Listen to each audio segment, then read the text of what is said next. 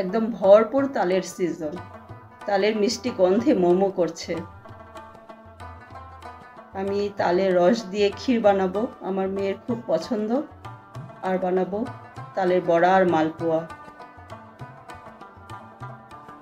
তালের রস কিভাবে খুব সহজে বের করা যায় আর কোনো তিতা ভাব থাকবে না তাতে, এটা আই বাটনে দেওয়া আছে, আপনারা চাইলে দেখে নিতে পারেন।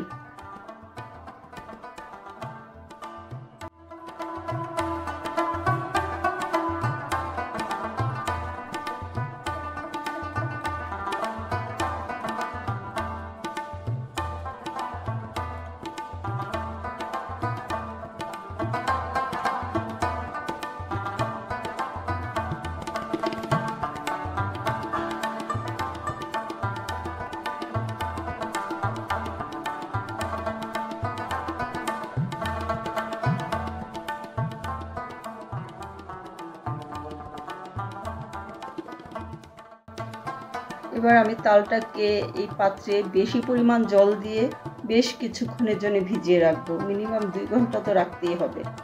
তারপর আমি জলটা ফেলে দেব। এই জলেই কিন্তু সব তিতা ভাবটা চলে যাবে।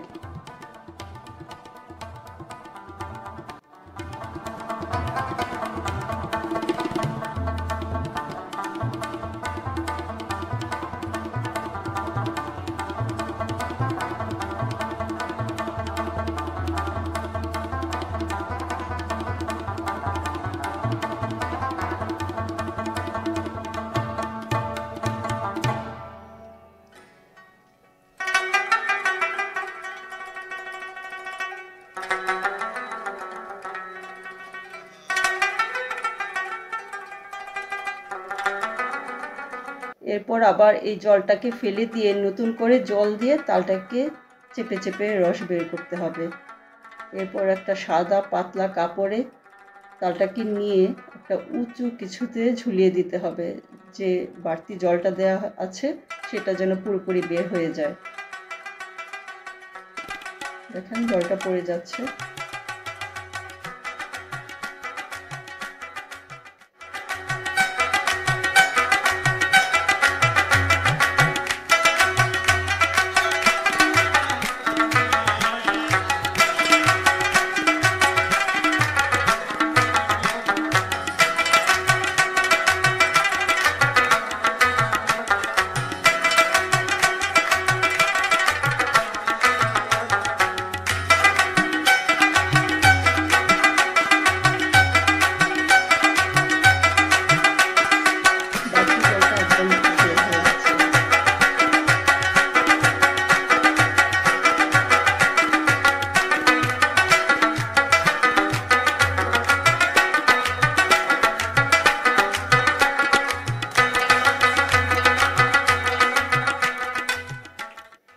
দেখেন একদম ঘন তালের রস, এটাতে কোনো বাড়তি জল নেই আর কোনো আঁশও নেই।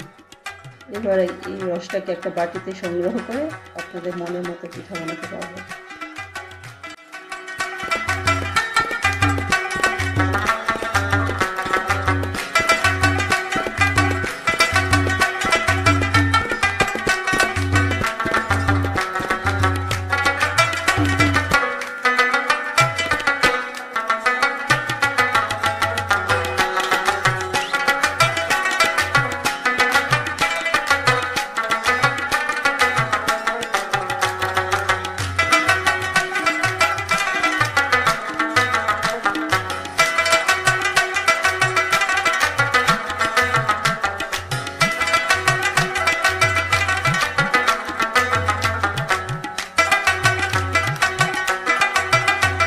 দেখতে দেখতে কেমন সন্ধে নেমে এলো।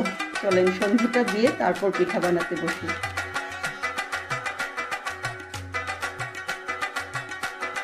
আমি গোলাটাকে আগে রেডি করে রেখেছিলাম। এটাতে আমি দিয়েছি তালের রস, 1 বাটি ময়দা, 1 বাটি সুজি, 1 বাটি নারকেল কুড়া আর স্বাদ মতো চিনি। তারপর গোলাটাকে ভালোভাবে মিশিয়ে তেলটাকে আমি আগেই গরম করে রেখেছিলাম। এবার ছোট ছোট বড়া দিয়ে দিলাম। দেখেছেন ছোট ছোট বড়াগুলোই কেমন সুন্দর বড় বড় হয়ে গেছে। আর কালারটা কত ভালো এসেছে।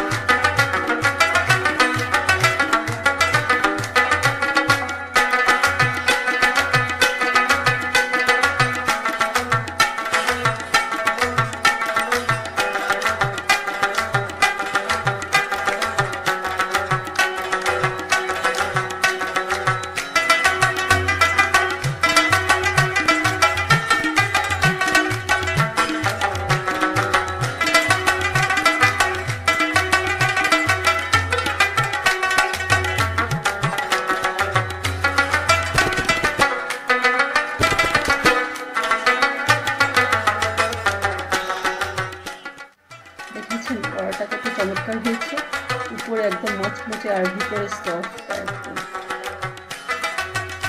লাফি। তৈরি হয়ে গেল আমার বড়া, মালপোয়া আর ক্ষীর। ক্ষীর বানানো কিন্তু ভীষণ সহজ। চালটাকে প্রথমে জালে দিতে হবে, ফুটতে থাকলেই তাতে দিয়ে দিতে হবে আগে থেকে জাল করে রাখা দুধ, নারকেল কোড়া আর চিনি। এরপর আবার কিছুক্ষণ ফুটলেই নামিয়ে নিতে হবে।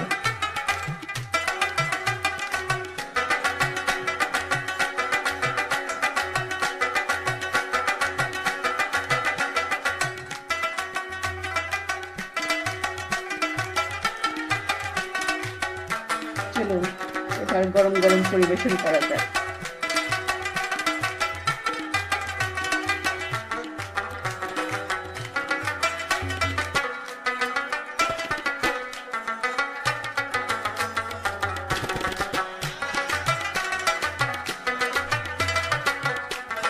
যারা নতুন নতুন তালের পিঠা বানাতে চাচ্ছেন তারা আমার আই বাটনে ভিডিওটা দেখে নিতে পারেন, তাহলে আপনাদের জন্য খুব সহজ হয়ে যাবে।